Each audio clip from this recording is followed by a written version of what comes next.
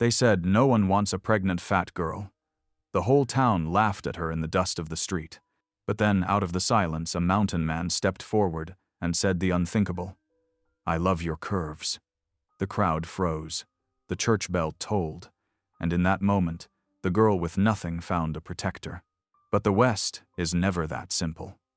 Behind the laughter lurks a powerful enemy, a man who will stop at nothing to keep his secrets buried.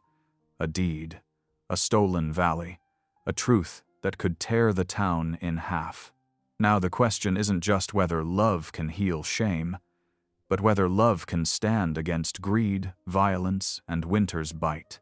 When the gun smoke clears, will her child be born into safety or into the ruins of everything she dares to hope for? Drop a comment below and share which part of the world you're tuning in from today. If you enjoy stories like this, don't forget to subscribe for more. The bitter mountain wind whipped down the street, cutting through Ayla's worn shawl as she made her way along the creaking boardwalk. Her arms wrapped protectively around her swollen belly, trying to shield both herself and her unborn child from the biting cold. The weathered boards beneath her feet groaned with each careful step, a constant reminder of how out of place she felt in this bustling mining town. The mercantile's bell jangled sharply as she pushed open the heavy door. Warmth from the pot-bellied stove in the corner washed over her, but it did little to ease the chill of the stairs that followed her every move. Ayla kept her eyes down, focusing on the rough wooden floor as she made her way to the counter. 2 pounds of flour, she said softly to Mr. Jenkins, the shopkeeper. And some salt pork, if you please. The man's lips twisted into something between a smirk and a frown as he turned to fetch her items. Ayla could hear the whispers starting behind her, the familiar hiss of judgment that seemed to follow her everywhere these days.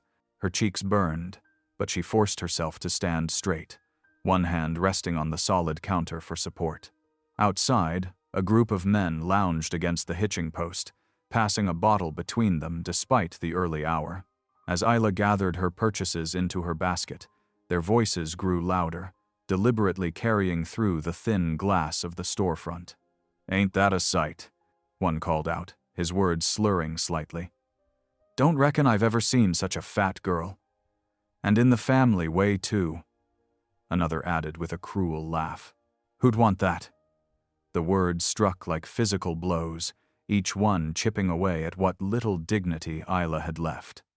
Her vision blurred with unshed tears as she clutched her basket closer. The bell above the door seemed to mock her as she stepped back out into the cold, the men's laughter following her onto the boardwalk. "No one wants a pregnant fat girl!" The shout rang out clear and sharp in the winter air. Ayla's steps faltered, her boots catching on a loose board. She stumbled slightly, and the sound of their growing amusement made her wish the ground would open up and swallow her whole. Then a new voice cut through the cruel chorus, deep and steady as the mountains themselves. "I love your curves." The simple statement, spoken with quiet conviction, brought an immediate hush to the street. Ayla turned slowly, her heart hammering against her ribs, to find a tall figure standing between her and her tormentors. Adrian Keene cut an imposing figure in his worn buckskins, his broad shoulders squared against the wind. His beard was neatly trimmed despite his otherwise rough appearance, and his eyes held a gentle steadiness that caught Ayla off guard. She had seen him before, on the rare occasions he came to town for supplies, but had never heard him speak more than a word or two to anyone. The loafers shifted uncomfortably under his steady gaze, their earlier bravado wilting like frost in sunshine. Adrian paid them no mind, his attention focused solely on Ayla. "May I escort you home, miss?" Ayla hesitated, her fingers tightening on the basket handle. Every lesson she'd ever learned warned against trusting strangers, especially men who lived alone in the wilderness. But there was something in Adrian's eyes, a depth of understanding and respect that made her want to believe in his kindness. She started, her voice barely above a whisper. "I would be much obliged, Mr. Keene." Adrian nodded once, then stepped closer, carefully maintaining a respectful distance. "Allow me to carry that," he said, gesturing to her basket. When she handed it over, his movements were gentle, deliberate, as if handling something precious. As they started down the street together, Ayla could hear the whispers starting up again behind them, but they held a different tone now.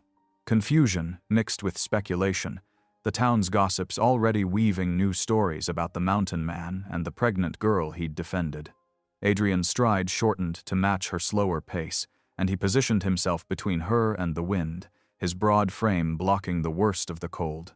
They walked in comfortable silence for several minutes, the only sounds their boots on the packed snow and the distant ring of hammers from the mining camp. "Thank you," Ayla finally managed, her voice stronger now that they'd left the crowd behind. "You didn't have to do that." "Yes, I did." Adrian's response was simple but firm. No one deserves to be treated that way.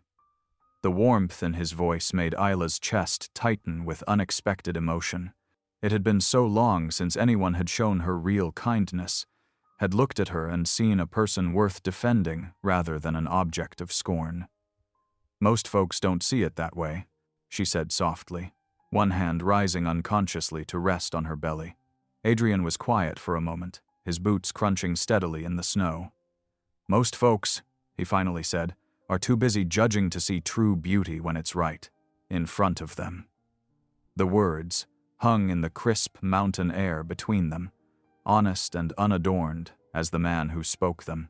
Ayla felt warmth spread through her chest despite the cold, and for the first time in months, she walked with her head held high. They continued down the winding path that led away from town, the late afternoon sun casting long shadows across the snow. Adrian's presence beside her was steady and reassuring, like a shelter from the bitter wind. He didn't press her to talk, didn't ask the questions that usually came when people noticed her condition. Instead, he simply walked beside her, matching his pace to hers, offering the quiet dignity of companionship without demands. The sound of their footsteps mingled with the winter bird song and the distant cry of a hawk wheeling overhead. Around them, the Colorado highlands stretched out in rugged majesty, peaks touched with gold by the setting Sunday. It was a harsh land, Ayla knew, but it held its own kind of beauty, much like the unexpected kindness of the man walking beside her.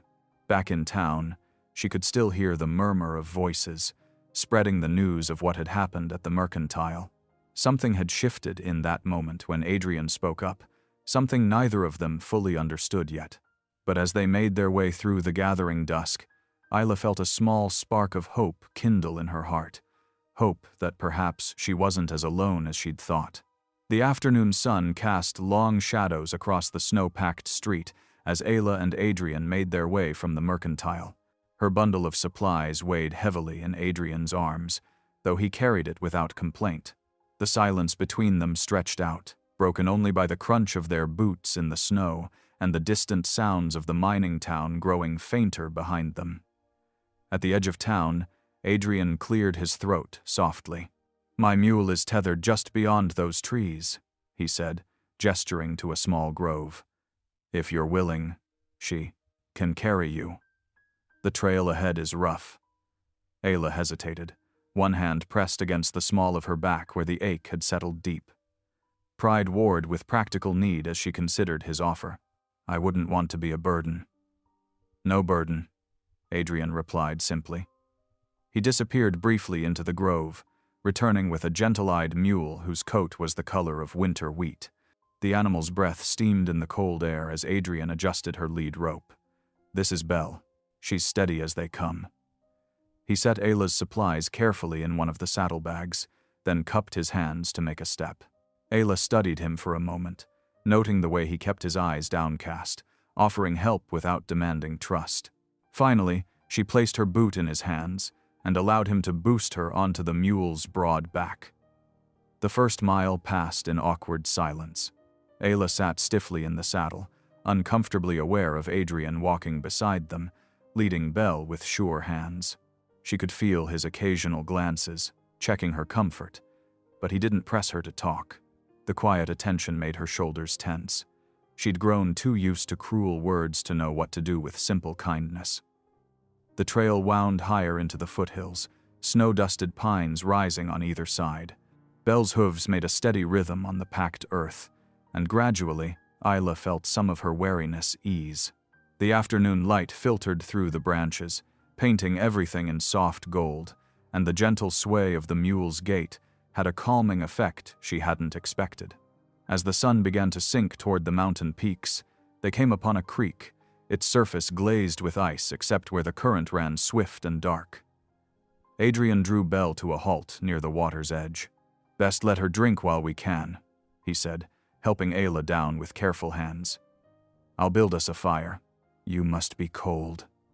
Ayla watched as he gathered dry kindling from beneath the sheltering pines, his movements efficient and practiced. Soon, a small fire crackled between them, and Adrian set a battered coffee pot at its edge. He pulled a worn leather harness strap from his saddlebag and began working at it with an awl, his hands steady and sure. The flames cast dancing shadows across his face as he worked, and Isla found herself studying him more closely. There were silver threads in his dark beard, and fine lines around his eyes that spoke of long days in the Sunday. But it was the gentle way he handled everything, from Belle to the leather in his hands, that finally loosened the knot of tension in her chest. "I have no home to go to," she said suddenly, the words spilling out before she could catch them back. "My family. They turned me out when—" Her hand moved unconsciously to rest on her swollen belly. Adrian's hand stilled on the harness, but he didn't look up, giving her the privacy to speak without the weight of his gaze. The fire popped and hissed in the gathering dusk. "My father is an elder in our church," she continued, her voice barely above a whisper. "When I told them about the baby, he said I'd brought shame on them all. My mother cried, but she didn't speak up when he told me to leave." The memory still had the power to steal her breath, but somehow, in the quiet of the snowy woods with only Adrian's steady presence beside her, the words came easier. "I've been taking in washing, mending, any work I can find. But the town—" She trailed off, remembering the cruel voices from earlier. Adrian nodded slowly, his hands resuming their careful work on the leather. "People can be quick to judge what they don't understand," he said. His voice was low and thoughtful. "Quicker still to cast stones when they should be offering mercy." The coffee pot began to bubble, and he set aside his mending to pour 2 tin cups full. He handed one to Ayla, the warmth seeping through her worn gloves. The rich aroma filled the air between them. "Why did you help me?" she asked finally. "Back in town, with those men. You don't know me. You didn't have to step in." Adrian took a slow sip of his coffee before answering. When he spoke, his words were simple but carried the weight of absolute conviction, because no one should be left to stand alone. The truth of it settled over Ayla like a warm blanket. She looked down into her cup, watching the firelight reflect off the dark surface of the coffee. For the first time since her father had closed the door in her face, she felt something inside her uncurl slightly, a tentative trust in another person's basic decency. As full dark settled around them, Adrian doused the fire and helped her back onto Belle. The moon had risen, casting enough light to silver the trail ahead. The mule's hooves made soft sounds in the snow as they continued their journey toward Adrian's cabin in the mountains. The silence between them was different now, no longer stiff with wariness, but comfortable as an old quilt. Ayla found herself relaxing into the gentle sway of Belle's gait, watching Adrian's broad shoulders as he led them higher into the hills. His steady presence beside them felt like a shield against the bitter wind and the even colder memories of rejection. She didn't know what tomorrow would bring, but for this moment, following a mountain trail in the moonlight with a man who had shown her unexpected kindness, Isla felt something she hadn't dared to feel in months: hope. The morning sun cast long shadows through the pines as Adrian guided Belle up the final stretch of mountain trail. Ayla's hands were tight on the saddle horn, her breath coming in white puffs in the crisp air. The climb had been steady since dawn, winding through narrow passes where the snow lay deep between the rocks. As they crested a gentle rise, the valley opened before them like a painting.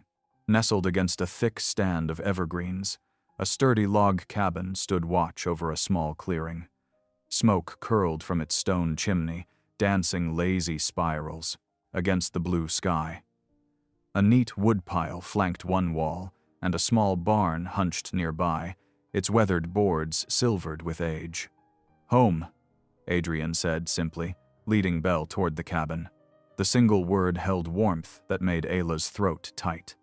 How long had it been since she'd had a place to call by that name? The cabin's door creaked softly as Adrian pushed it open. Warm air washed over them, heavy with the scent of wood smoke and pine. Ayla blinked as her eyes adjusted to the dimmer light inside. The main room was simple but well kept, with smooth worn floorboards and thick bearskin rugs scattered about. A pot-bellied stove squatted in one corner, its belly glowing with banked coals. Shelves lined one wall, holding neat rows of preserved goods, jars of golden peaches, deep red preserves, and vegetables put up for winter. A solid table stood in the center of the room, its surface scrubbed clean. A leather-bound Bible lay upon it, well-worn and clearly beloved. Ayla stood just inside the doorway, suddenly unsure of herself. The space felt private, lived in, speaking of Adrian's solitary life in a way that made her feel like an intruder. Her hands twisted in her shawl as she watched him move about the cabin with the ease of long familiarity. "The bedroom's through there," Adrian said, nodding toward a doorway hung with a quilted curtain. "It's yours for as long as you need it. I'll bed down out here by the stove." "Oh, no, I couldn't," Ayla started to protest, but Adrian held up a gentle hand. "You need proper rest," he said firmly, "especially in your condition. I'm used to sleeping rough, been doing it most of my life." He moved to the stove, adding wood and adjusting the damper with practiced motions. "I've got some venison that needs cooking," he continued. "Thought we might have stew tonight. Been too long since I cooked for anyone but myself." The normalcy of his words, the simple acceptance they conveyed, made Ayla's eyes burn. She blinked hard, determined not to cry again. Instead, she squared her shoulders. "Please, let me help. I can't just sit idle while you do all the work." Adrian studied her for a moment, then nodded. "There's potatoes in that barrel by the door. Could use peeling if you're feeling up to it." Grateful for the task, Ayla settled herself at the table. Her back ached fiercely from the long ride, but the familiar motion of peeling potatoes gave her hands purpose. Adrian worked quietly nearby, cutting venison into chunks and adding it to a heavy iron pot. A comfortable silence settled between them, broken only by the soft sounds of their work and the wind's whisper around the cabin's eaves. After a while, Adrian began to hum as he chopped carrots and onions. The melody was familiar. An old hymn Ayla remembered from childhood. Without thinking, she found herself humming along, their voices weaving together in the warm air. The simple harmony brought an unexpected peace, as if the cabin itself was wrapping around them like a protective blanket. The stew simmered slowly through the afternoon, filling the cabin with rich aromas that made Ayla's mouth water. As darkness gathered outside, Adrian lit a copper lamp, its gentle glow casting warm circles on the walls. They sat together at the table, steam rising from their bowls. The first bite nearly brought tears to Ayla's eyes, not just from the flavor, though it was delicious, but from the simple comfort of a hot meal eaten in safety. How many nights had she gone hungry these past months, trying to stretch her meager earnings to cover both food and shelter? Wind rattled the window panes, and Ayla pulled her shawl closer. The sound only emphasized the warmth and security of the cabin around them. Adrian ate steadily, occasionally breaking off chunks of cornbread to soak up the rich broth. His presence across the table felt solid, dependable in a way she'd almost forgotten could exist. "Thank you," she said softly when the meal was done. The words seemed inadequate for everything she wanted to express. It's been months since I felt safe enough to breathe properly." Adrian's eyes met hers across the lamplight, gentle understanding in their depths. "The mountains have room enough for two hearts that need healing," he said quietly. "Sometimes the good Lord sends us to the wilderness to find our way back to ourselves." The simple truth of his words settled deep in Ayla's chest. She helped him clear the dishes, then retired behind the quilted curtain to the small bedroom. A narrow bed waited, piled with clean blankets that smelled of pine and fresh air. Outside, she could hear Adrian banking the stove for the night, his movements quiet and sure. For the first time in longer than she could remember, Isla felt no need to stay alert for danger, no need to guard against cruel words or suspicious glances. The baby moved within her, a gentle flutter that seemed to echo her own sense of peace.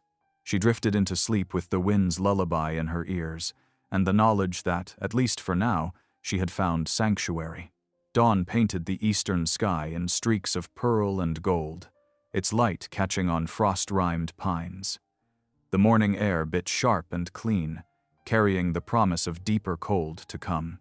Adrian's breath clouded as he swung the axe in steady rhythm, the sound of splitting wood echoing across the snow-covered clearing.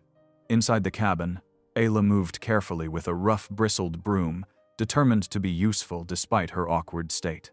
The wooden floors had gathered dust in corners, telling of a bachelor's casual housekeeping. She worked methodically, satisfaction warming her as the planks began to shine in the early light streaming through the windows. The door creaked open, and Adrian stamped snow from his boots before entering with an armload of split logs.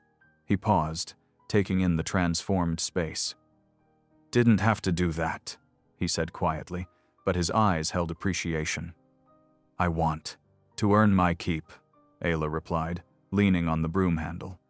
"I may be in a delicate condition, but I'm not helpless." A ghost of a smile touched Adrian's weathered face. "Reckon you're right about that." He stacked the wood neatly by the stove, then straightened. "Thought I might show you a few things about living up here, if you're willing to learn." Isla nodded eagerly.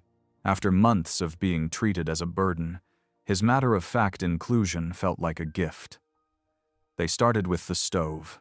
Adrian demonstrated how to bank the coals properly, explaining how to layer ash and wood to keep heat through the night. His large hands moved with surprising gentleness as he showed her how to adjust the damper.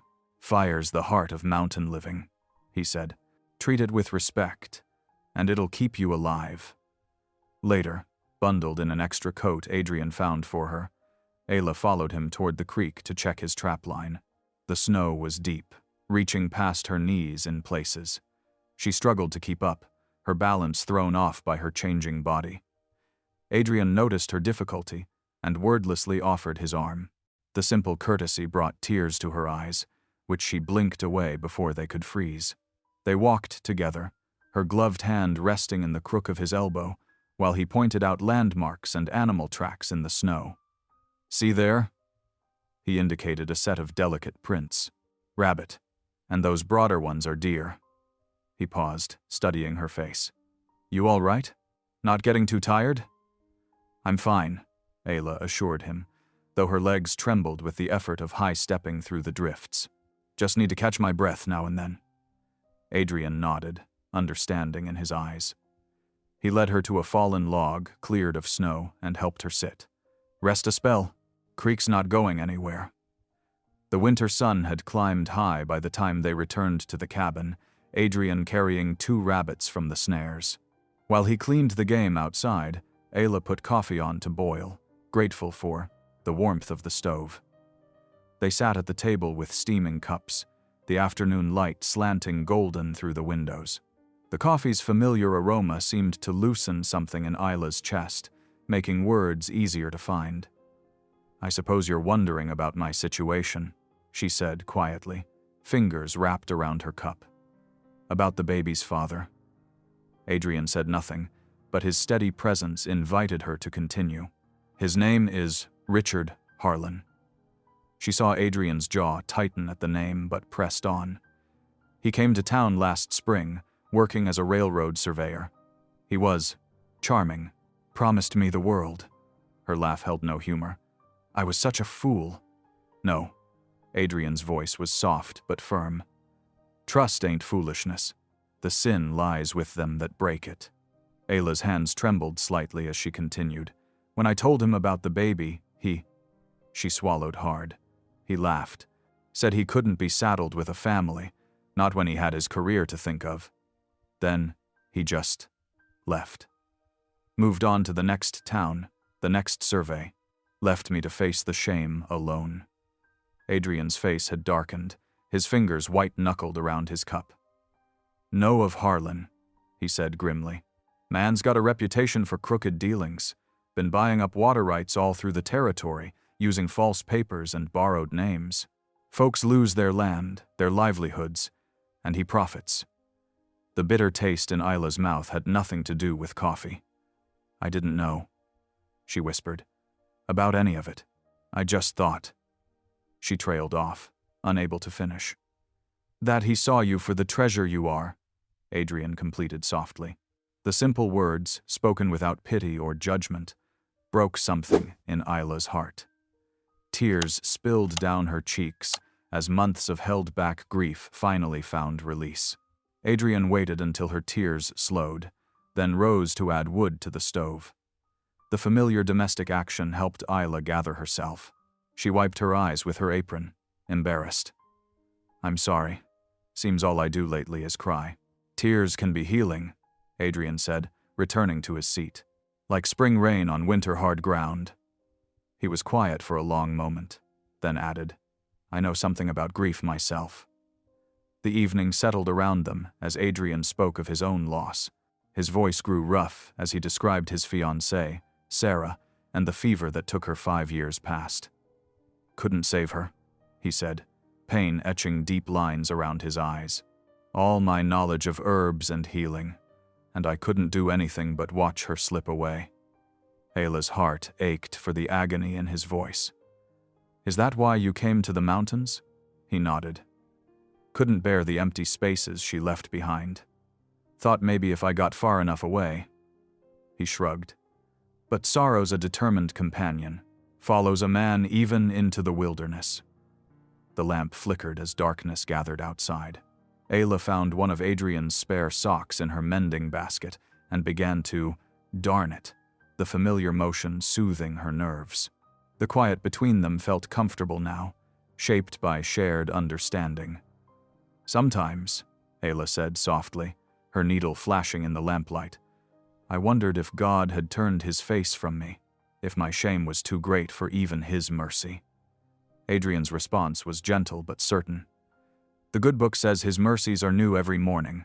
Reckon that includes mornings in the mountains, too." Ayla's hand stilled on her mending.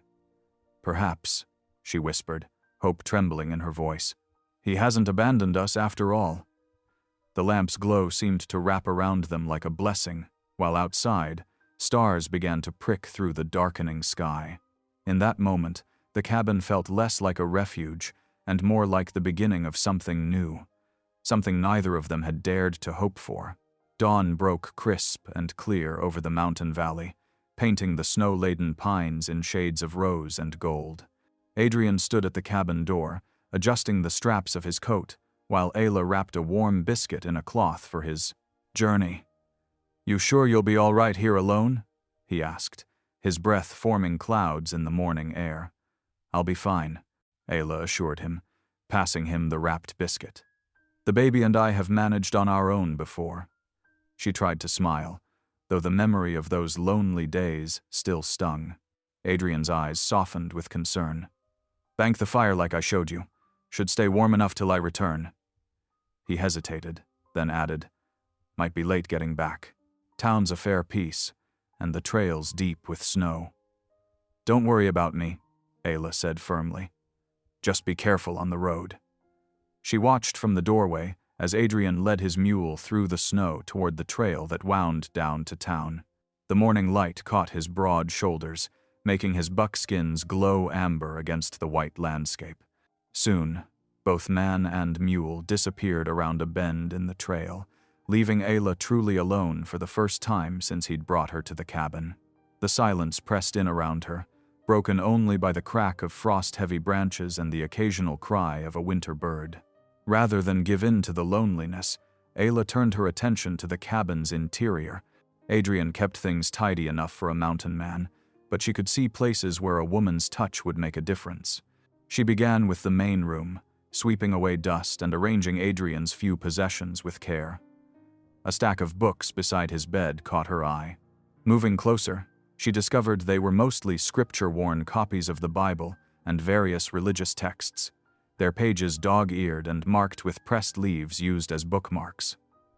"Well, well," she murmured, touching the volumes gently. "You're full of surprises, Mr. Keene." Beneath the books lay a leather-bound journal.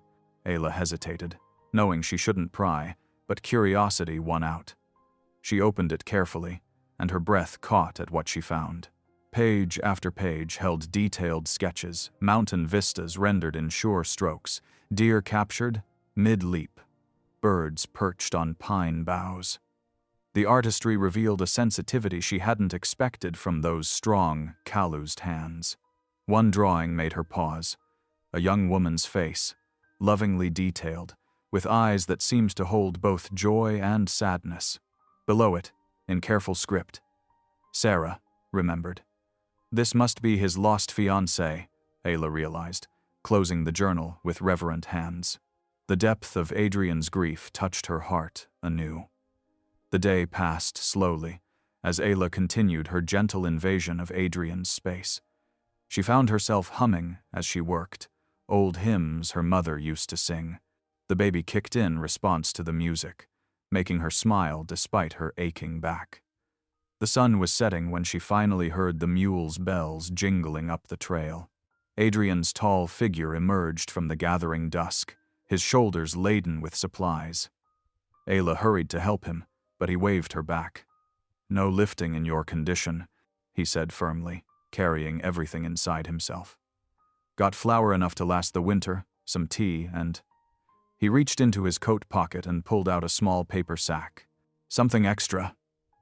Ayla opened the sack to find it full of red and white striped peppermint sticks. Such a simple thing, but the thoughtfulness behind it made her throat tight with emotion. "You didn't have to," she whispered. "Reckoned you might have a sweet tooth," Adrian said, looking pleased at her reaction. "Baby too, maybe." Tears spilled down Ayla's cheeks before she could stop them. She wiped them away, embarrassed. "Seems you've found my weakness. I haven't had peppermint since."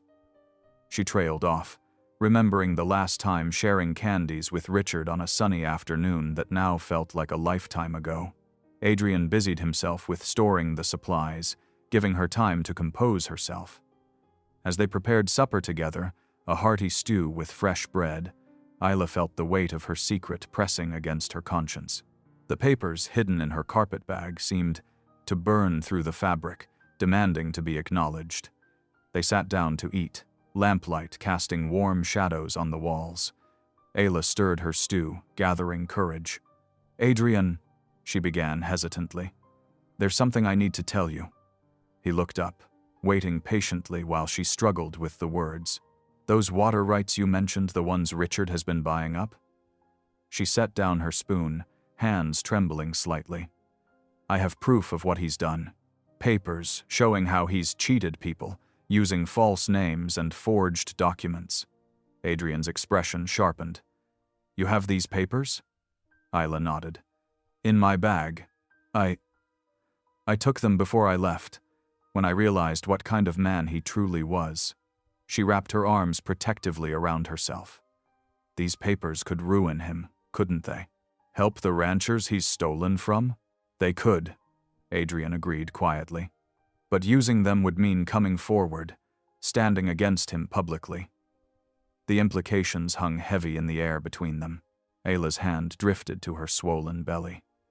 "He has powerful friends," she whispered. "Men who wouldn't take kindly to being exposed.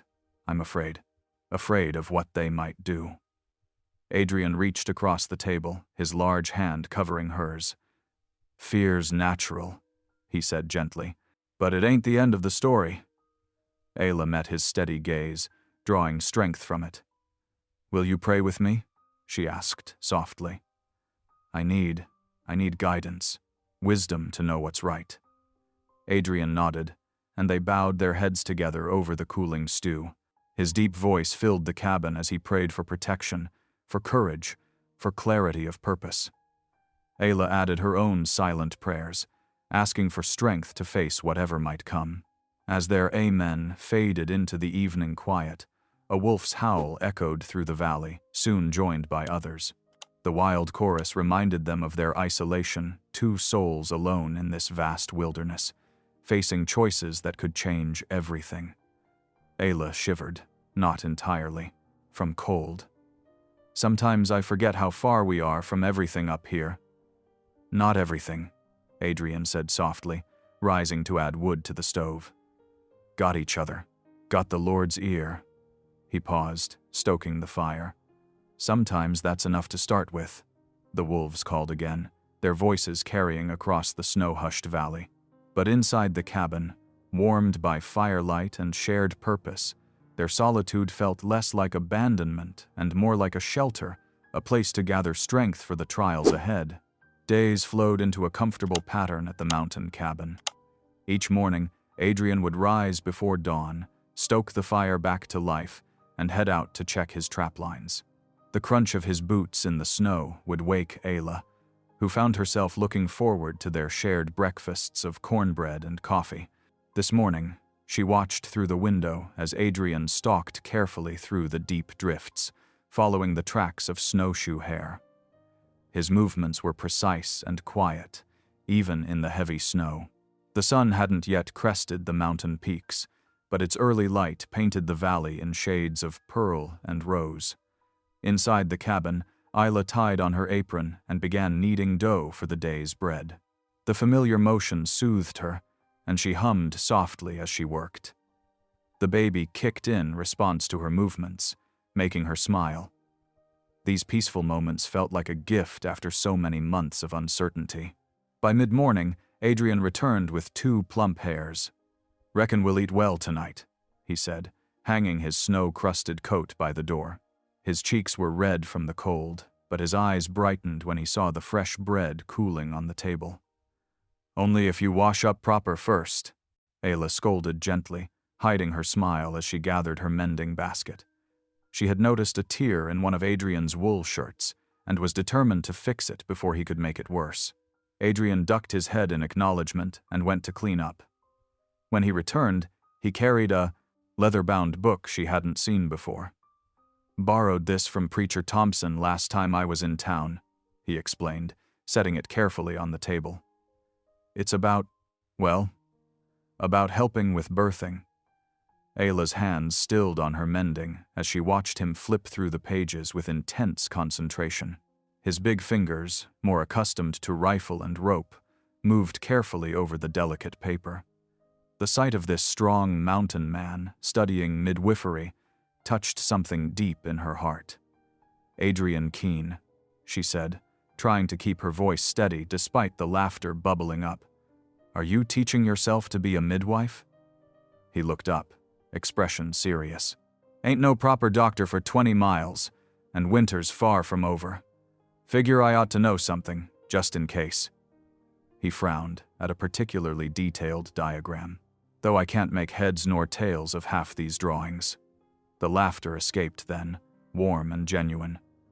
"Oh, Adrian," she said softly, reaching over to close the book. "You're a good man. But perhaps we should pray the baby comes when the passes are clear enough for the real midwife." His shoulders relaxed at her gentle teasing, and a small smile tugged at his mouth. "Reckon that might be best," he agreed. "Still, no harm in learning what I can." As the short winter day wore on, Ayla finished mending Adrian's shirt while he split more firewood. The comfortable silence between them was broken only by the rhythmic thud of the axe and the whisper of her needle through wool. When evening approached, they shared their usual ritual of reading psalms by lamplight, their voices mixing in the warm air as they took turns with the verses. The weather turned as night fell. Wind howled down from the peaks, rattling the window panes and sending icy drafts searching for every crack in the cabin's walls. Adrian looked up from the Bible, listening to the growing storm. "Better check those roof shingles," he said, reaching for his coat. "Had some loose ones. Last week." Ayla set down her sewing with a frown. "Surely that can wait until morning. It's pitch dark out there, and that wind." But Adrian was already pulling on his boots. "Best to catch troubles before they grow," he said firmly. Won't take but a minute. Adrian Keene, you stop right there. The words burst from Isla before she could think better of them. She clapped a hand over her mouth, startled by her own boldness. But concern drove her forward. You'll break your neck in this weather, and then where would we be? Adrian turned to her, surprise clear on his face. Then his expression softened into something that made her heart skip. We? He asked quietly. Heat rushed to Ayla's cheeks. I only meant, that is. She smoothed her apron nervously. It wouldn't do to have you laid up with injuries is all. No, he agreed, still watching her with that gentle look. Reckon it wouldn't. After a moment, he hung his coat back up. Maybe you're right about waiting till morning. Relief flooded through her, followed quickly by embarrassment at her outburst. To cover her confusion, she busied herself with serving up bowls of rabbit stew. The savory steam rose between them as they sat at the table, the storm's fury making their little shelter feel even more precious. Adrian broke a piece of bread, considering it thoughtfully before speaking. You know, Ayla, he said slowly, you've made this place more of a home these past weeks than it's been in years. Taking care of things, taking care of me, truth be told. He paused, choosing his words carefully. Reckon you're like a wife to me now, in all but name. Isla's spoon clattered against her bowl. She stared at him, heart thundering in her chest. Part of her wanted to flee from the weight of those words, from the hope they offered. But a stronger part, the part that had been healing in the peace of this mountain valley, felt something bloom warm and bright inside her. She started, then had to clear her throat to continue. I never thought I'd have a chance at family again, after everything. The Lord works in mysterious ways, Adrian said softly. Sometimes he leads us through the wilderness to bring us home. Ayla blinked back tears, remembering all the nights she'd prayed for guidance, for shelter, for love. Looking at Adrian's steady face across the table, she dared to believe those prayers had been answered in a way she never could have imagined. The storm raged on outside, but inside the cabin, something new and tender was taking root. Like the bread dough rising in its warm corner, like the first green shoots pushing up through snow, it grew in its own quiet way. Ayla felt it in the comfortable silence they shared, in the way Adrian's eyes followed her movements, in the gentle care they took with each other's hearts. Later, as she lay in her bed listening to the wind, Isla ran her hand over her swollen belly and whispered a prayer of thanksgiving. Perhaps here, in this remote valley with this quiet man, she had found not just shelter, but the beginnings of the family she'd always longed for. Dawn crept over the mountain peaks, painting the snow-covered valley in shades of lavender and gold. Adrian stood at the cabin door, his morning coffee forgotten in his hand as he studied the pristine landscape. Something had caught his trained eye, something that made his shoulders tense and his jaw tighten. Fresh tracks crossed the valley floor, winding through the deep snow. Not the familiar prints of deer or elk, but the sharp-cut marks of shod horses. At least 3 riders had passed within a quarter-mile of the cabin during the night, their trail partially obscured by fresh snowfall. Setting his cup aside, Adrian pulled on his heavy coat and strapped on his snowshoes. He moved with quiet urgency, checking his rifle before slinging it across his back. The morning air bit at his face as he stepped outside, but concern for Ayla drove him forward. Inside the cabin, Isla slept peacefully, unaware of the tracks that had disturbed their mountain sanctuary. Adrian paused at the door, watching her for a moment. The sight of her safe in his home had become precious to him, making the threat of intruders all the more bitter. The mule snorted softly as Adrian entered the barn, steam rising from its nostrils in the cold air.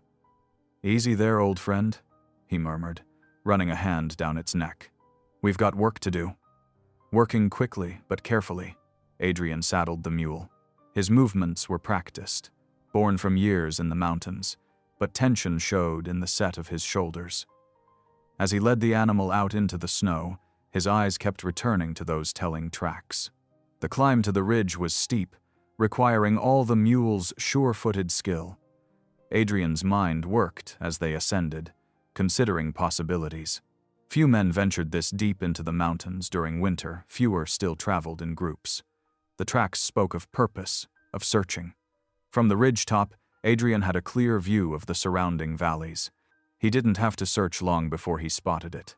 A thin column of smoke rising from a sheltered draw about 3 miles distant. Too controlled to be a natural fire, too well placed to be trappers or hunters. "Richard's men," he muttered, the words forming a cloud in the frigid air.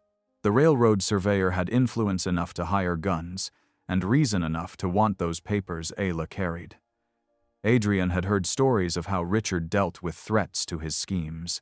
The return trip to the cabin was quicker, driven by growing concern. The sun had climbed higher, warming the air enough to start melting snow from the pine boughs.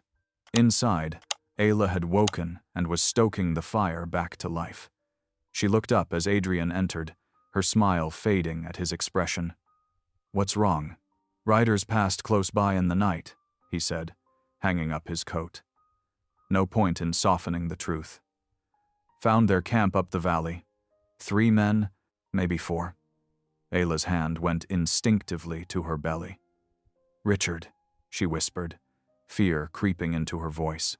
"He must have tracked me here." Adrian moved to the window, checking the approaches to the cabin. "Likely so. Those papers you're holding could ruin his plans for the water rights." He turned back to her, his face grave. "I won't lie to you, Ayla.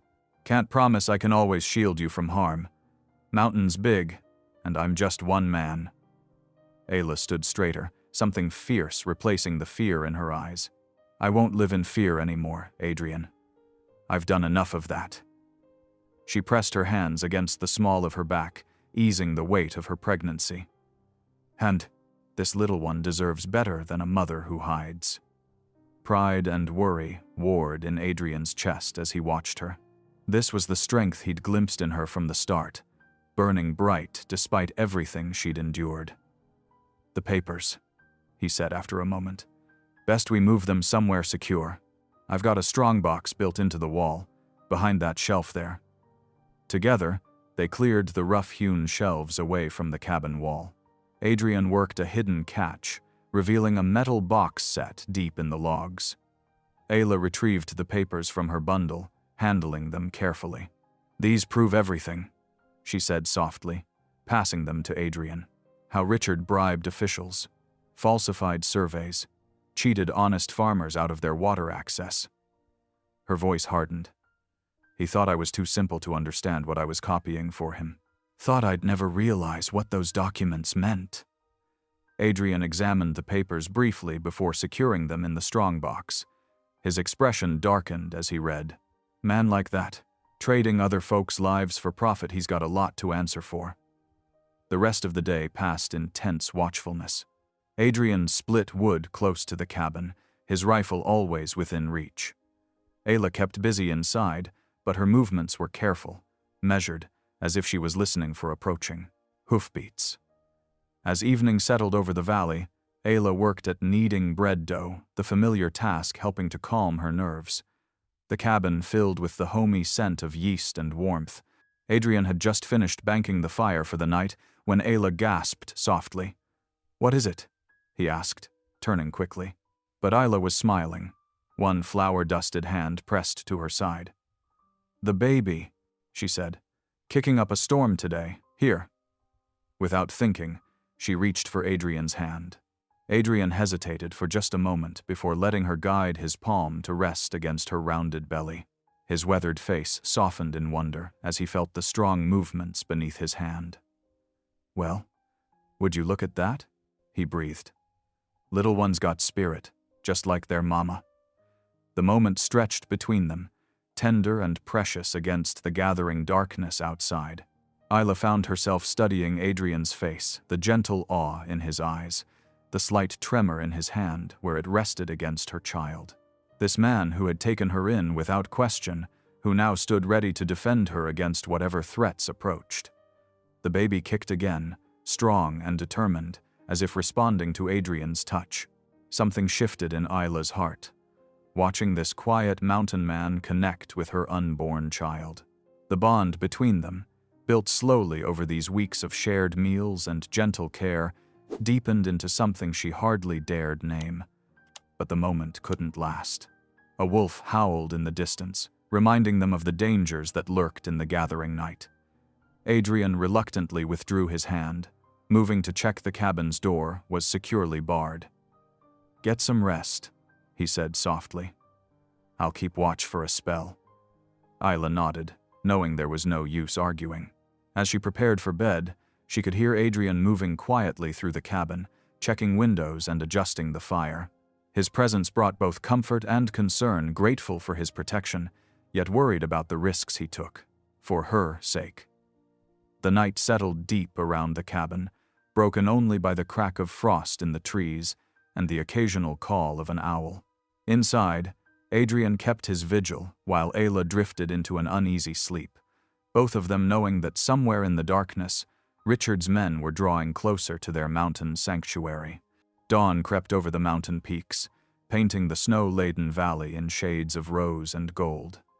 Adrian had been up since before first light, preparing the mule and checking the surrounding area for fresh tracks. His breath formed clouds in the crisp morning air as he worked, his movements purposeful but careful to avoid making too much noise. Inside the cabin, Isla stirred at the sound of Adrian's boots on the porch. She'd slept fitfully, worried about Richard's men somewhere out there in the darkness. The baby had been restless too, as if sensing her unease. Adrian entered, stamping snow from his boots. "We need to ride into town," he said without preamble. "Those papers need to see proper light of day, and Reverend Mallory's the man to help us do it right." Ayla's hand went to her lower back as she stood. "Now? With Richard's men about?" "That's exactly why," Adrian replied, his voice gentle but firm. "Can't wait for them to find us here, alone in these mountains. Better to act first, get the truth out before Richard can spin more lies." Though anxiety churned in her stomach, Isla nodded. She trusted Adrian's judgment, and the thought of finally standing up to Richard gave her a flutter of fierce satisfaction. Adrian helped her bundle up in layers of wool and blankets. The morning was bitter cold, and the ride would be long. He'd already packed bread and dried venison for the journey, along with extra blankets and his rifle. "Here now," he said, wrapping his own heavy coat around her shoulders. It smelled of leather and wood smoke, and something uniquely Adrian that made her feel safe. "Can't have you catching cold." The mule stood patient in the yard, its breath steaming in the morning air. Adrian lifted Isla carefully onto its back, tucking the blankets around her legs. He took the lead rope and they set out, leaving the sanctuary of their valley behind. The journey was slow and careful. Adrian led them along the safest paths, avoiding the steeper slopes where ice might lurk beneath the snow. He kept scanning their surroundings, alert for any sign of pursuit. Ayla tried to sit straight and proud, but the cold and the weight of her pregnancy made it difficult. Every few miles, Adrian would stop to check on her, offering water or adjustments to her blankets. "You're doing fine," he would murmur, his calloused hand warm on her knee. "Just a little further." The sun had climbed high by the time they reached the outskirts of town. The streets were quiet, most folks inside where it was warm. A few curious faces peered from windows as they passed, but Adrian kept his eyes forward, leading them straight to the whitewashed church at the end of the main street. Reverend Thomas Mallory was in his study, bent over his Bible when they arrived. He looked up at their entrance, his kind face creasing with concern at their grave expressions. "Brother Keene," he said, rising. "Miss Bellamy, what brings you out on such a cold morning?" Adrian helped Isla settle into a chair before explaining about the papers, Richard's corrupt dealings, and the men they'd spotted in the mountains. The Reverend listened without interruption, his expression growing more serious with each detail. "May I see these documents?" he asked when they finished. Isla withdrew the papers from inside her shawl, where she'd kept them close during the journey. Her hands trembled slightly as she passed them over, remembering all the nights she'd spent copying them in Richard's office, slowly realizing the extent of his schemes. Reverend Mallory read through them carefully, occasionally making soft sounds of dismay. When he finally looked up, his face was troubled but determined. "These must come to light," he said firmly. "The water rights of honest farmers, the very future of this valley, hangs in the balance." He paused, glancing between them. "But I must warn you. Richard Harlan has the county judge's ear. He's been careful to cultivate influence in all the right places." "Then, what can we do?" Ayla asked, her voice small but steady. "We gather support," the Reverend replied. "Show these papers to the right people.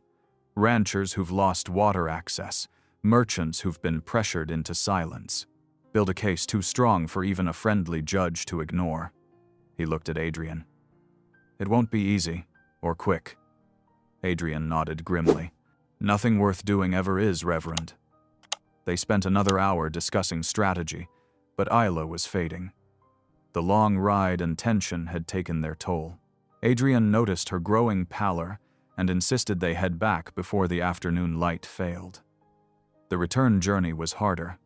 The wind had picked up, driving bitter cold through their layers of clothing. Ayla tried to hide her discomfort, but Adrian could see how she swayed in the saddle. 2 miles from the cabin, she swayed more severely, her hands clutching weakly at the mule's mane. "Adrian," she whispered, her voice barely carrying over the wind. He was at her side instantly, supporting her as she slipped sideways. Without hesitation, he lifted her down into his arms. The mule could follow on its own. His concern was all for Ayla. "I'm sorry," she murmured against his chest. "So tired." "Hush now," he said softly, holding her close as he walked. "Nothing to be sorry for. You've shown more strength today than most men I know." She was nearly asleep by the time they reached the cabin, exhausted by the journey and stress. Adrian carried her inside, settling her gently in the chair nearest the fireplace. He quickly built up the fire, then brought her hot tea sweetened with the last of their honey. As warmth returned to the Bouverie cabin, Ayla watched Adrian move about, preparing their evening meal. The familiar domestic sounds should have been comforting, but something else weighed on her mind. "Adrian," she said finally, her voice small in the firelit room. "I'm scared." He turned from the stove, reading the deeper fear in her eyes. Not of Richard or his men, but of something more immediate and personal. "The baby will come soon," she continued, one hand resting on her rounded belly. What if something goes wrong? Out here? Alone?" Adrian crossed to her chair, kneeling beside it so they were eye to eye. His weathered face was solemn in the firelight, but his eyes held absolute certainty. "Listen to me, Ayla Bellamy," he said, taking her hand in both of his. "You are not alone. I swear before God and these mountains, I will stand by your side through whatever comes. We'll send for Martha Mallory when your time draws near. She's brought more babies into this world than anyone in the territory." He squeezed her hand gently. "But even before she arrives, you have me. I may not know much about birthing, but I know about keeping faith and holding on through storms." Tears welled in Ayla's eyes as she studied his face, searching for any hint of doubt or hesitation.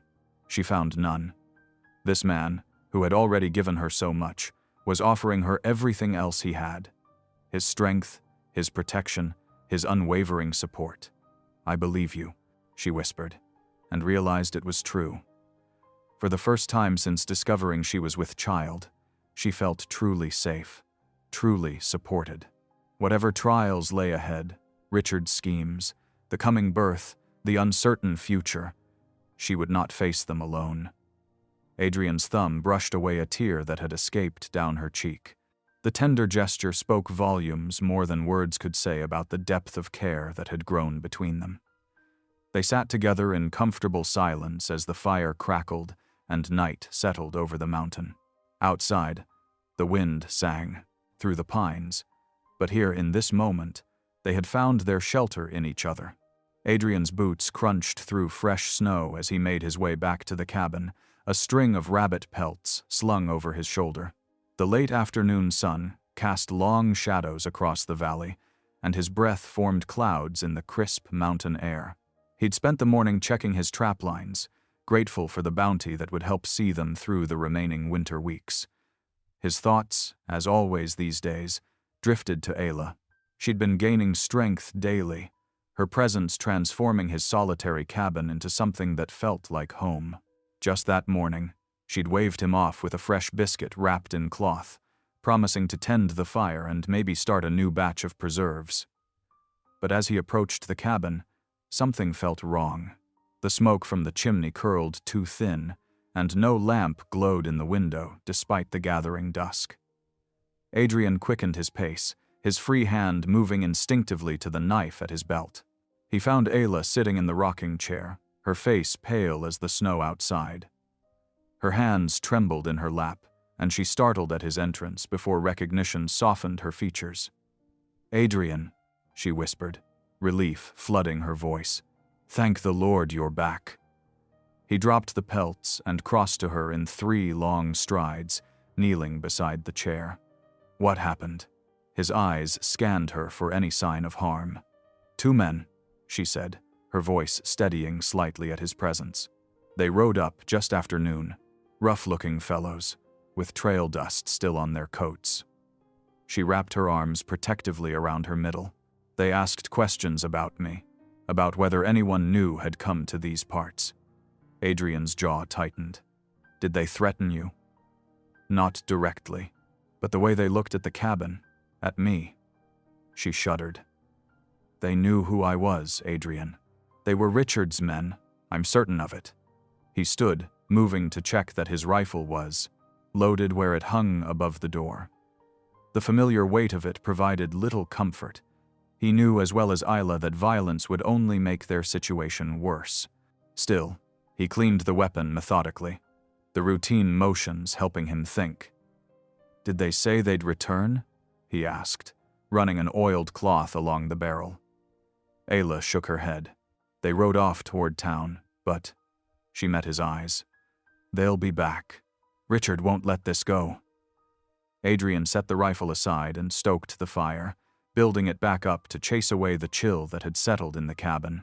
As warmth returned to the room, color slowly came back to Ayla's cheeks. She moved to help him prepare their evening meal, the familiar routine offering some comfort. While beans simmered on the stove, Ayla began humming softly, an old tune that grew into words as she worked. Her voice, sweet and clear, filled the cabin with a melody Adrian had never heard before. "Sleep, my child, and peace attend thee. All through the night, guardian angels God will send thee. All through the night."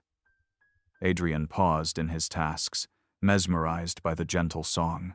Ayla continued, her voice growing stronger as she sang about soft moonlight and morning breaking bright. When she finished, the cabin seemed to hold the echoes of her lullaby. "My mother taught me that," she said softly, one hand resting on her rounded belly. "She sang it to all of us children."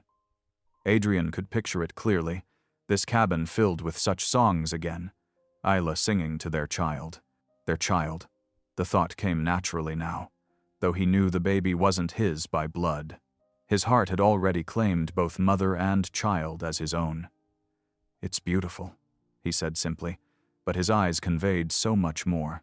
Ayla smiled, some of the day's fear falling away. "I want to teach it to—" The crash of breaking glass shattered the moment. Both ducked instinctively as a rock sailed through the window, sending shards skittering across the floor. Cold air rushed in, through the broken pane, as Adrian moved quickly to shield Ayla. "Stay back," he warned, approaching the rock carefully. A piece of paper had been tied around it with twine. His hands were steady as he untied it, but his face darkened as he read the message. "What does it say?"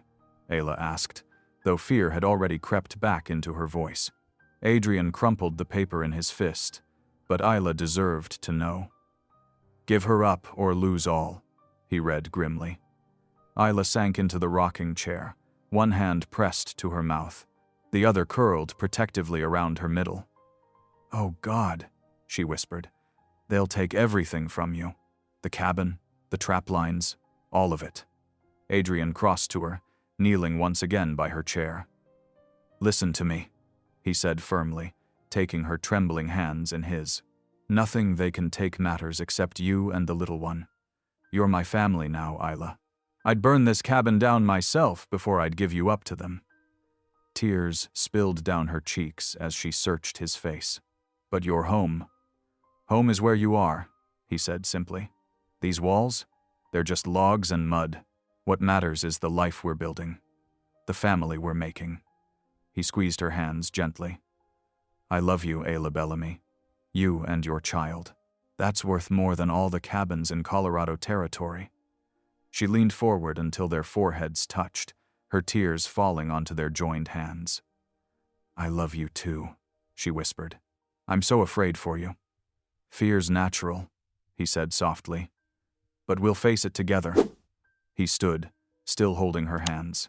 "For now, help me board up this window. Then we'll see about making a plan." They worked together in the fading light, Adrian nailing boards across the broken window, while Isla held the lantern. The cold wind that had invaded their sanctuary gradually died away, but they both felt the change that had come over their mountain refuge. Their peaceful days of healing and growing closer had been shattered like the glass on the cabin floor. As they swept up the shards, both knew they couldn't hide forever. Richard's threats would only escalate. The papers that could expose his corruption sat in Adrian's strongbox, but using them would mean facing the man's full wrath. Yet, looking at Ayla's determined face as she helped secure their home, Adrian knew they would find a way forward. They had fought too hard for this fragile happiness to let it be destroyed by fear and threats. The night settled deep around the cabin, darker now without moonlight through the boarded window. But inside, their fire burned bright, and Isla's lullaby still echoed in the warmth between them, a promise of the future they would defend together. Dawn crept over the mountain peaks, painting the snow-covered valley in shades of pink and gold. Adrian stood at the cabin window, watching the sun rise through a gap in the boards they'd nailed up the night before. His decision had crystallized during the long, restless hours of darkness. They couldn't hide forever, and he wouldn't let Isla live under the shadow of fear. He turned to watch her sleeping form, curled on her side beneath the patchwork quilt. The morning light softened her worried features, making her look younger, more vulnerable. His heart clenched at what he had to do. Moving quietly, Adrian gathered his gear. He pulled on his worn leather coat, checked his knife, and retrieved a small amount of money from his strongbox. The familiar motions felt different today, heavier with purpose. Ayla stirred as he moved about the cabin. "Adrian?" Her voice was thick with sleep. "Stay here," he said softly, buckling his belt. "Keep the door barred. I need to ride into town." She sat up quickly, alarm clearing the sleep from her eyes. "No, you can't face him alone. Richard's men are just men," Adrian finished, though they both knew numbers could overwhelm even the strongest fighter. He crossed to her side, kneeling beside the bed. "I can't let this threat hang over us forever. You need peace to bring this child into the world." Ayla grabbed his arm, her fingers digging into the leather. "Please," she whispered. "He'll hurt you." Adrian covered her hand with his own. "Sometimes a man has to stand, even knowing he might fall." He pressed a gentle kiss to her forehead. "Bar the door behind me. Don't open it for anyone but me." Tears spilled down her cheeks as she nodded. They both knew arguing was useless when Adrian set his mind to something. He helped her up, and she followed him to the door, one hand pressed to her lower back. The morning air bit cold as Adrian led his mule from the lean-to stable. Isla stood in the doorway, wrapped in a shawl, watching him mount. The creature's breath steamed in the crisp air as Adrian turned its head toward town. "I'll be back before dark," he promised. They both pretended not to hear the tremor of uncertainty in his voice. The door closed behind him with a heavy thud, and he heard the bar slide into place. Adrian touched his heels to the mule's flanks, and they started down the snowy trail, leaving deep tracks in their wake. The ride into town took longer than usual. The mule picked its way carefully through patches of ice, and Adrian's thoughts were as heavy as storm clouds. By the time he reached the outskirts of town, the sun had climbed high overhead. The street was quiet when Adrian dismounted, tying his mule to the hitching post outside the general store. A few townspeople hurried past, averting their eyes. They could smell trouble coming as surely as horses could smell a storm. The saloon stood at the end of the street, its weathered sign creaking in the winter wind. Adrian straightened his shoulders and walked toward it, his boots leaving dusty prints in the thin layer of snow on the boardwalk. He pushed through the batwing doors into the warmth and smoke of the saloon. The usual afternoon crowd fell silent as he entered. In the corner, Richard Harlan sat at a table with 4 rough-looking men, the hired guns who'd been prowling the valley. Richard's fine Eastern suit looked out of place among the trail-worn clothes of his companions. He lifted his glass in mock salute as Adrian approached. Well, if it isn't the mountain man himself. Come down to civilization at last? Adrian stopped a few feet from the table, his voice steady and clear in the hushed room. Leave Isla alone. Laughter rippled through Richard's men. The railroad surveyor set down his glass, his smile never reaching his eyes. That's not your concern, friend. The girl belongs with her own kind. Her kind? Adrian's hands clenched at his sides. You mean with the man who abandoned her?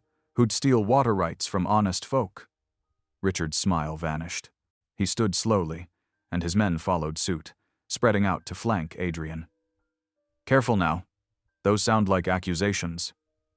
They're truth, Adrian said firmly. And you know it. The first punch came from the side, a meaty fist that caught Adrian in the ribs. He managed to block the second blow and land one of his own, feeling cartilage crunch under his knuckles. But there were too many of them. They drove him backward, fists and boots finding their marks. Adrian fought like a cornered wolf, breaking one man's nose and laying another out cold. But numbers won out. A heavy blow to the back of his head sent him to his knees. Richard's polished boots appeared in Adrian's blurred vision. Consider this a warning, he said coldly. Next time we visit your cabin, we won't be so gentle. They dragged Adrian out to the street and left him lying in the snow. Blood from his split lip stained the white powder crimson. He could hear townsfolk whispering, but no one dared help him. The world spun as Adrian pulled himself to his feet. His ribs screamed in protest, and he could feel swelling around his left eye. The mule stood patiently where he'd left it, watching with liquid brown eyes as he stumbled toward it. Mounting was agony. Each step the mule took sent fresh waves of pain through Adrian's battered body. The journey home seemed endless, the sun sliding toward the horizon as they climbed back into the mountains. Night was falling when Adrian finally saw the cabin's outline against the darkening sky. No smoke rose from the chimney. Ayla had heeded his warning to stay hidden. He barely managed to dismount, nearly falling as his legs gave way. His knock was weak, but Ayla must have been watching. He heard the bar lift, and then she was there, catching him as he stumbled through the door. "Oh, my love," she gasped, helping him to a chair. Her hands trembled as she lit the lamp, illuminating the full extent of his injuries. Adrian winced as she began cleaning his cuts with warm water and a soft cloth. Richard was there, he managed through swollen lips. With his men, they made their message clear. Tears fell on his bloodied knuckles as Ayla worked. "Why?" she whispered. "Why did you have to face them?" "Because he'll never stop," Adrian said, catching her hand. "Not until those papers see light. Not until everyone knows what he's done." Ayla's free hand went to her belly, protection and fear in the gesture. "Then we'll show them," she said with sudden fierceness. "Tomorrow we'll take the papers to the sheriff. I won't have you beaten again for my sake." Adrian squeezed her hand weakly. "Arsak," he corrected. "We're in this together now." She helped him to the bed, tucking quilts around his battered body. The lamp burned low as she tended him through the night, singing soft hymns when pain kept him from sleep.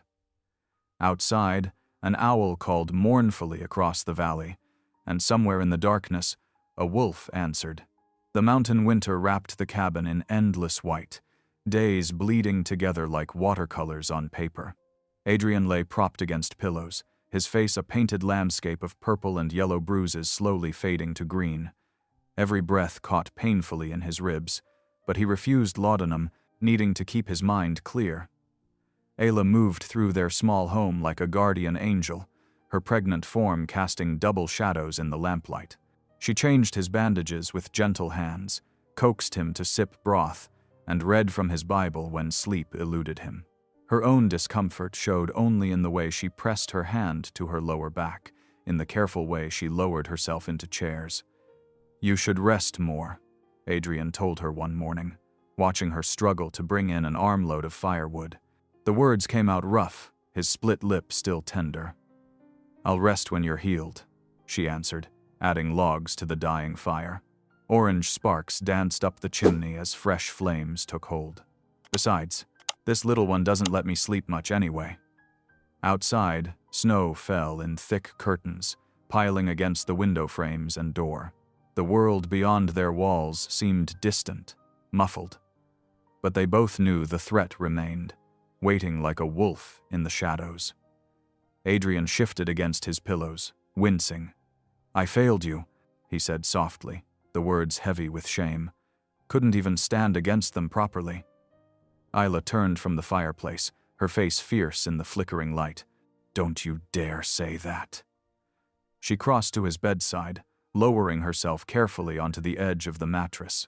"You're the only one who's ever truly stood for me at all." She took his hand, his split knuckles dark against her pale fingers. "This is my home now here. With you. Not anywhere else. Not with anyone else." Her voice caught. "Even if Richard had never done what he did, I reckon I would have found my way to you somehow. The Lord has his ways." Adrian's throat tightened as he squeezed her hand. "Ayla." He struggled to find words big enough to hold what he felt. "Hush now," she said, touching his bruised cheek with impossible tenderness. "We need to pray." She bowed her head, her free hand resting on her swollen belly. Adrian closed his eyes, letting her soft voice wash over him like healing water. "Lord, give us strength for what's coming. Show us the path through this valley of shadows. Protect this child, this home, this love you've blessed us with, and help us find the courage to stand for truth, whatever the cost." "Amen. Amen," Adrian echoed, the word barely more than a whisper. They sat in comfortable silence as afternoon light faded outside the frost-rimed windows. Ayla's hand suddenly tightened on his, her breath catching. "What is it?" Adrian tried to sit up straighter, ignoring the protest of his ribs. "Just a tightening," she said, rubbing her belly in slow circles. "Been feeling them off and on today. Nothing too strong yet." Fear and wonder mingled in Adrian's chest. "The baby?" Ayla nodded, a small smile playing at her lips despite the worry in her eyes. "Reckon this little one's getting ready to meet us." Adrian forced himself to take careful breaths, pushing back against rising panic. They had perhaps days, maybe only hours, before the child arrived, and Richard's threats still hung over them like storm clouds. "We have to act," he said, his voice stronger now. "Those papers need to come to light before the baby comes. Richard won't stop otherwise. He'll always have this power over us." "I know." Ayla's hand trembled slightly in his. "But you can barely walk. How can we—" "Tomorrow," Adrian cut in. "We'll take the papers to town tomorrow, present them to the sheriff in public, where Richard can't hide what he's done." He leaned forward, catching her eyes. "Will you trust me one more time?" Another contraction tightened across her belly, making her pause before answering. When it passed, she met his gaze steadily.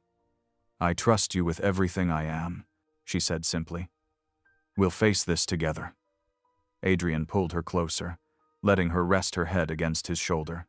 They sat that way as darkness gathered, watching snow fall past the windows like silent prayers. The cabin creaked and settled around them, solid as their shared resolve.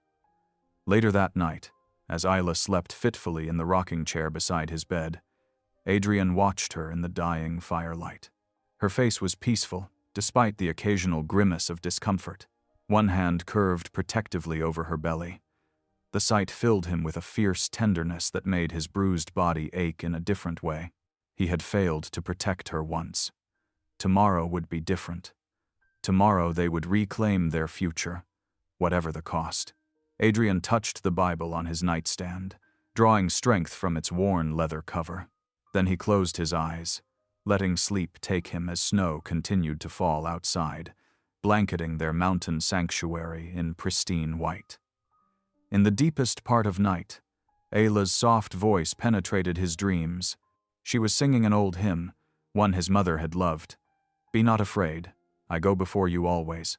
Come, follow me, and I will give you rest." Adrian opened his eyes to find her pacing slowly by the fire, one hand pressed to her back. Her shadow danced huge against the log walls, as if two Aylas moved through the darkness, one earthly, one divine. "Getting stronger?" he asked softly. She nodded, pausing to breathe through another contraction. "But still far apart. We have time." Her smile was brave in the firelight. "Enough time to do what needs doing, I pray." Adrian watched her resume, her pacing, her bare feet silent on the plank floor. She had stopped running, stopped hiding. His brave, beautiful Ayla, choosing to stand beside him despite all that might come. He remembered the first time he saw her on that bitter afternoon in town, how the crowd's cruelty had awakened something fierce and protective in his heart. Now that feeling had grown into something deeper, stronger, a love as solid as the mountain beneath their cabin. "Come here," he said, holding out his hand. Ayla crossed to him, her fingers twining with his. He pressed a kiss to her palm. "Whatever happens tomorrow," he said, "know that. You've given me back my heart. Given me a family again, when I thought that door was closed forever." Tears spilled down her cheeks as she leaned down to kiss him softly. "And you've given me a home," she whispered against his lips. "Not just shelter, but a true home. One worth fighting for." Another contraction drew her breath in sharply. When it passed, she straightened with determination bright in her eyes. "We should try to rest," she said. "Tomorrow will test us both." Adrian shifted carefully in the bed, making room beside him. Ayla hesitated only a moment before easing down next to him, her back fitting perfectly against his chest. He draped his arm over her, palm resting on the swell of their child. As their breathing fell into rhythm, snow continued to fall outside the cabin windows. But its silence no longer felt like isolation. Instead, it wrapped around them like a blanket, protecting this pocket of warmth and love they had carved out of the wilderness. Tomorrow would bring its battles. But tonight, in this quiet space between what was and what would be, they drew strength from each other. Their prayers mingled with the crackling of the fire and the soft whisper of falling snow, rising toward heaven like incense. The morning sun cast long shadows across fresh snow as Adrian helped Ayla onto the mule's broad back. His ribs protested with each movement, but he gritted his teeth, determined not to show weakness. They had waited 2 days since his beating, time enough for some healing, but also time that had worn their nerves raw with anticipation. "You're certain?" Adrian asked softly, adjusting the blanket around her shoulders. The papers were tucked safely in his coat pocket, heavy with the weight of truth. Ayla's face was pale, but set with determination, more certain than I've ever been. She winced slightly, one hand pressing against her lower back. The contractions had grown stronger through the night, though still irregular. Adrian mounted, behind her, gathering the reins. The mule picked its way carefully down the snowy trail, steam rising from its flanks in the crisp morning air. Neither spoke much during the journey, each lost in prayer and preparation for what lay ahead. The town stirred with Sunday morning activity as they approached. Women in their best dresses hurried toward the white-painted church, children scrubbed pink and complaining about tight collars in tow. Men stood in small groups, stamping their boots against the cold and trading news in low voices. Conversation died as Adrian and Ayla passed. Eyes followed them, some curious, some hostile, some merely surprised to see the mountain man and his pregnant companion joining the service. Adrian felt Ayla tremble slightly against him, but her chin remained high. They dismounted at the church steps, Adrian biting back a groan as his injuries protested. Inside, lamplight gleamed on rough-hewn pews and whitewashed walls. The familiar scents of beeswax candles and wood smoke wrapped around them. Reverend Mallory stood at his pulpit, Bible open before him, and gave them a slight nod of acknowledgement. They settled into a back pew as the congregation filled in around them. Adrian noticed how people left empty space on either side, as if unsure whether to welcome or shun them.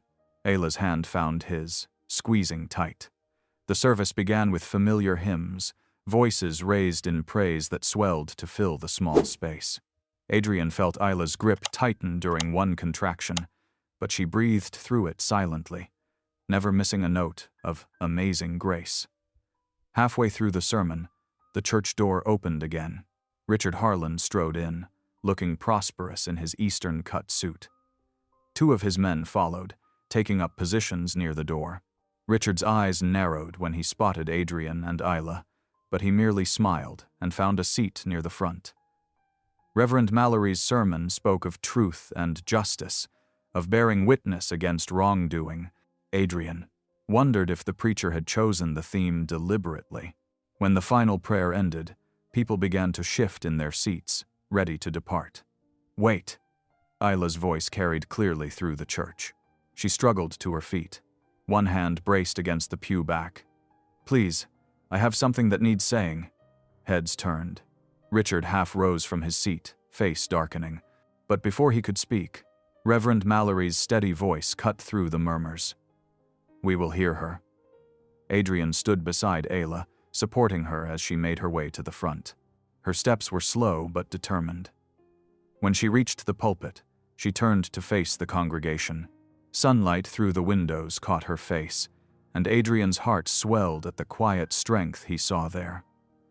"Many of you know me," she began, voice trembling slightly before steadying. "Know what I am, what I've done. But there's more truth that needs telling." She nodded to Adrian, who withdrew the papers from his coat. Richard surged to his feet. "This is unseemly. The Lord's house is no place for—" "The Lord's house is exactly where truth should be spoken," Reverend Mallory interrupted firmly. "Continue, Miss Bellamy." Ayla's hands shook slightly as she unfolded the documents. "These papers show how Richard Harlan has been buying up water rights through false claims and corrupt dealings, how he plans to sell them to Eastern speculators for 10 times their worth, leaving honest ranchers high and dry come summer." A rush of whispers filled the church. Richard's face had gone red. "Lies! She's trying to save her reputation with slander." "Your own signature is here," Ayla continued, voice stronger now. "On every page, dated and witnessed." She held up one sheet, Richard's bold scrawl clearly visible. "The preacher has examined them. He knows they're genuine." Reverend Mallory stepped forward, taking the papers. "I have indeed verified these documents. They show a pattern of deception that has cheated many in this community." The whispers grew louder. Several ranchers stood up, faces thunderous, as they realized how they'd been swindled. Richard backed toward the door, but found his path blocked by men who had once called him friend. "You can't believe this fallen woman over me," he sputtered. "I've brought progress, civilization to this backward town."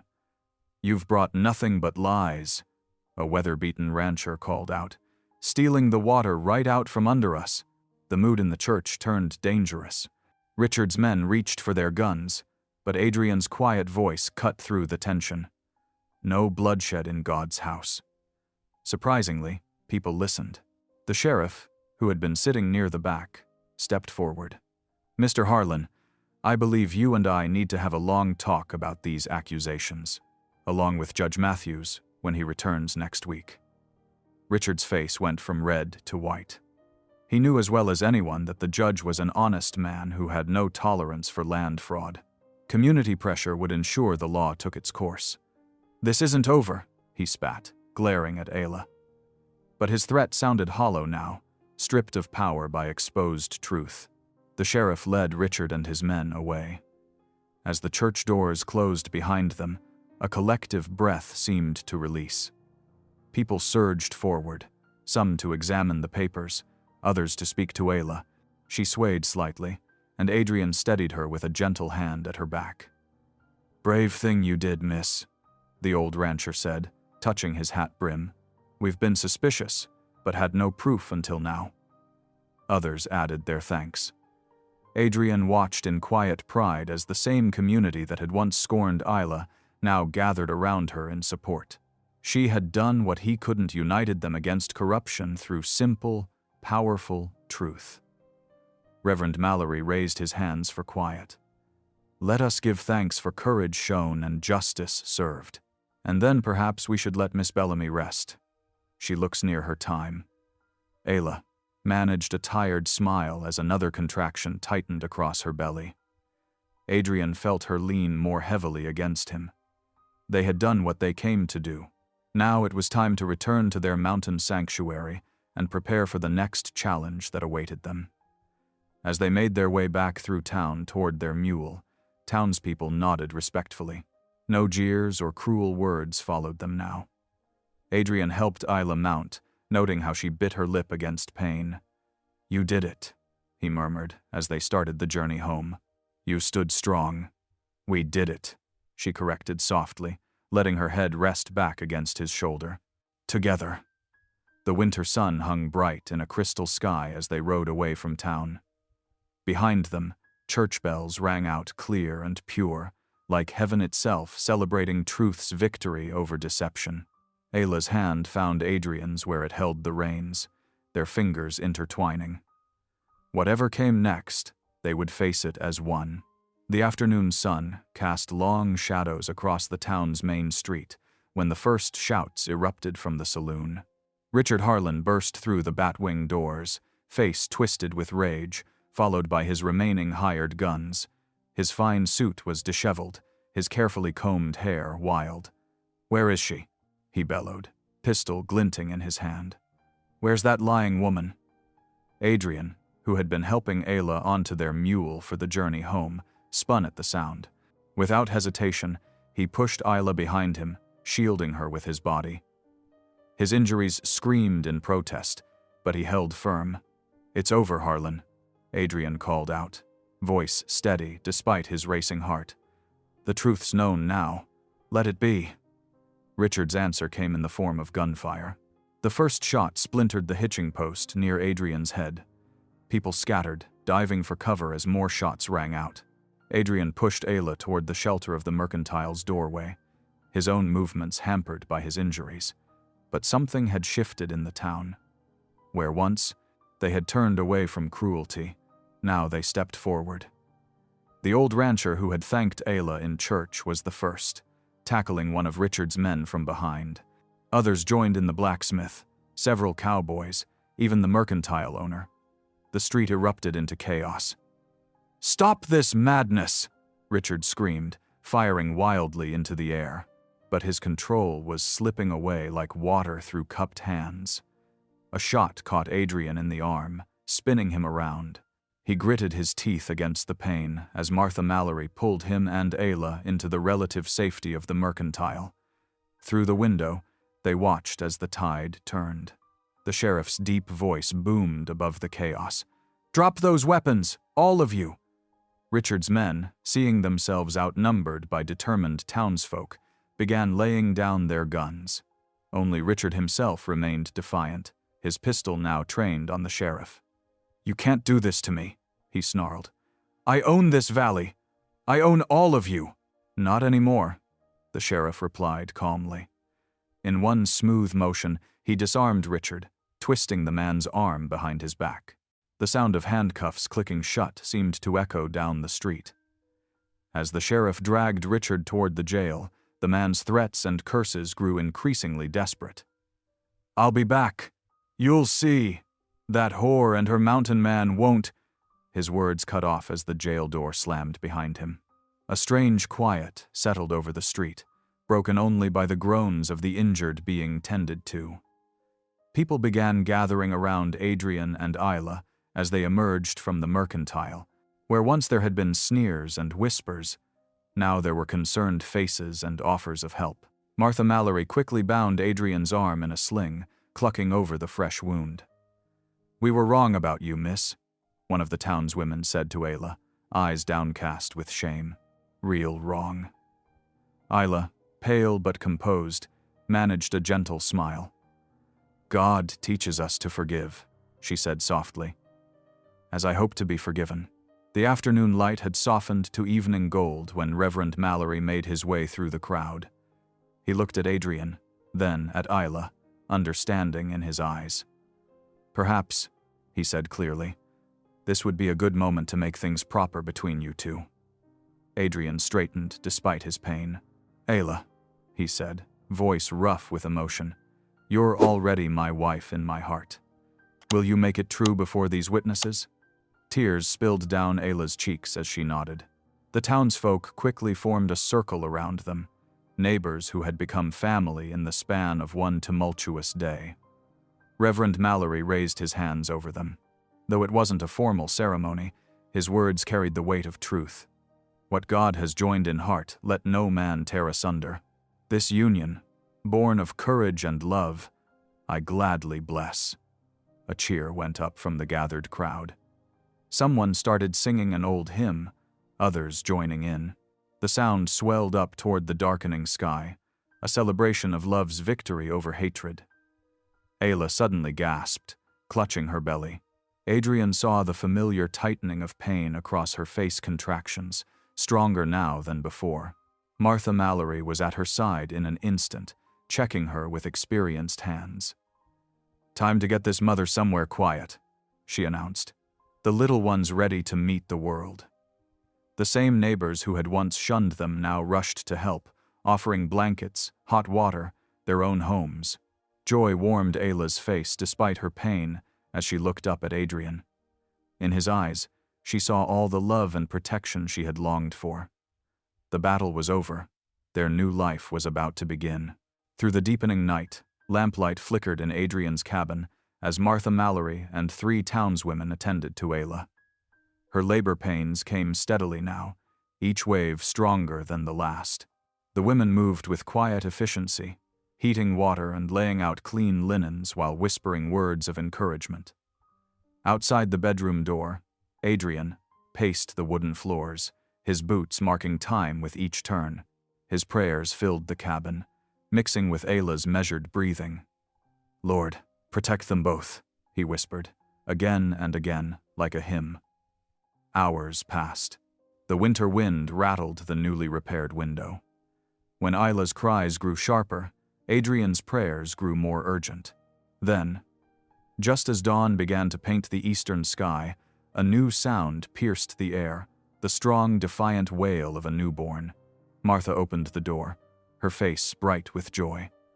"Come meet your family," she said softly. Adrian entered to find Ayla propped up on pillows, her face gleaming with sweat but radiant with triumph.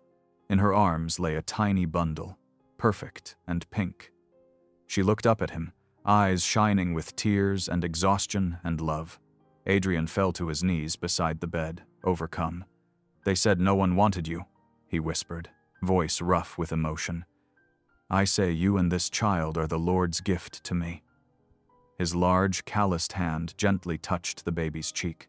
As days passed, healing spread through the valley like spring thaw.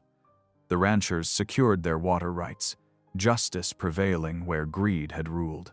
Each morning the church bell rang out across the snow-covered land, its voice carrying hope instead of judgment.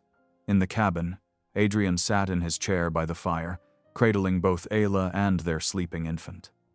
Snow fell softly outside, while lamplight warmed the room. Where once there had been loneliness and shame, now love filled every corner. Their story had found its true ending not in rejection, but in redemption, wrapped in the bonds of family and faith. Thanks for tuning in. These stories remind us that life is more than headlines. It's about heartlines. Subscribe if you want more moments that make you pause, feel, and reflect.